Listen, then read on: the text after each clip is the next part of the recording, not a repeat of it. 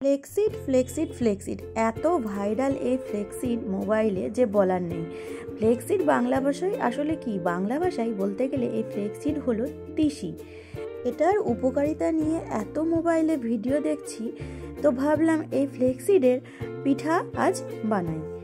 তো ফ্লেক্সিডের পিঠা বানানোর জন্য প্রথমে এই ফ্লেক্সিড বলতে তিসিটাকে ভালো করে ঝেড়ে নিতে হবে। তিসিতে প্রচুর নোংরা থাকে, ঝেড়ে নিতে হবে। একে কোনো মতেই ধোয়া যাবে না, ভালো করে পরিষ্কার করে কুলোতে ঝেড়ে নিতে হবে।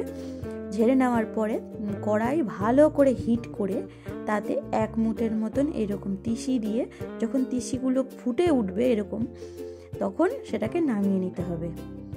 এটার উপকারিতা বলতে যেরকম মাথাতে চুলের জন্য উপকার আছে, সেরকম মুখে স্কিনের জন্যও এটার প্রচুর উপকারিতা।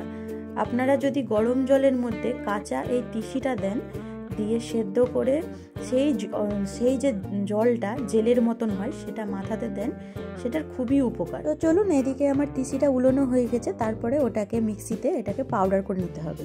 আর এদিকে আটা মাখার জন্য গরম জল ফুটিয়ে নিতে হবে, তার মধ্যে চালের আটা অ্যাড করে দিয়ে এটাকে মেখে নিতে হবে। এই গরম জলটার মধ্যে চালের গুঁড়োটাকে মিক্স করে যদি কম ফ্লেমে ধীরে ধীরে নাড়েন, তো সেটা খুব সুন্দরভাবে মাখা যায়। জলটাকে ভালো করে ফুটিয়ে তারপরে আটাটাকে মেখে নিতে হবে।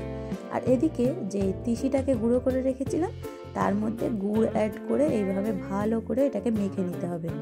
এখানে আমার 250 গ্রাম তিসি ছিল, সেখানে আমার 350 গ্রাম বেশি আমার বলা চলে গুড় লেগেছে। তো মিষ্টিটা দেখে নেবেন, পিঠাতে একটু মিষ্টি বেশি হলে তবেই ভালো লাগে, আর তিসির পিঠে একটু মিষ্টি হলে তবেই খেতে ভালো লাগে। তারপরে এরকম এক এক করে পিঠে আকারে গড়ে নিতে হবে। এটা আমি ভাপা পিঠে করব, তাই প্রত্যেকটা পিঠে গড়ে আমি আবার একটু বাসনের মধ্যে জল গরম হতে দিয়ে দিব।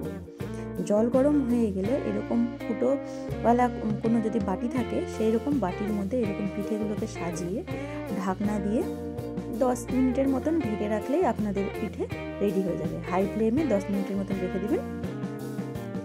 তারপরে হালকা একটু যখন নর্মাল হয়ে আসবে, হালকা গরম গরম অবস্থাতে প্রত্যেকটা পিঠে ছাড়িয়ে নিয়ে রেখে দিতে হবে, নাহলে সেটে গেলে তখন কিন্তু আর চড়ানো যাবে না। তো এটা আমার পিঠেটা বাসি হয়ে যাবার পরে আমি দেখাচ্ছি। আমার পিঠেটা, এই তিসির পিঠে বাসি খেতে খুব ভালো লাগে, এরকম গলে গলে আসে ভিতর থেকে তিসিটা, খেতে খুবই সুন্দর লাগে। তো ভিডিওটা ভালো লাগলে লাইক অ্যান্ড সাবস্ক্রাইব করে দেবেন।